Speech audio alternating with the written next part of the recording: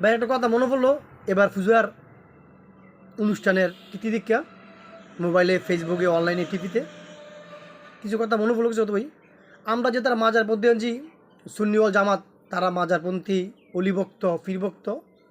আমরা মাজারে যা জেরাত করি বা মিলাদ ক্যাম্প করি, তবার করি, বিরিয়ানি করি, সিনি সেরাপ করি। কিছু মোল্লা আছে, মৌলবী তারা বেদাত। এই মোল্লারই আবার কেমনে ফুজাত গিয়া, হ্যাঁ, তারা পূজা পাহারা দেয়, গীতা পাঠ করে, হ্যাঁ, প্রসাদ খায়। তারা ডইলে সবাব, সুনুরে ডইলে বেদাত। হ্যাঁ, তারা দি জানা মুসলমানের লোজালা হেনা, জানা ঈদগাত, জানা কুরবানি দেয় না। হ্যাঁ, তারা পুজোত গিয়াই তারা কেমনে এই কাম করে, এটা জায়গা বালা। আর আমরা মুসলমান হইয়া যদি সুন্নি ওয়াল জামাত তারা যদি এই তবর টবর করে বেদাত, কাজটাকে খারাপ করলো না ভালো করলো, সবাই আপনারা কমেন্ট জানায়েন। আসসালামু আলাইকুম।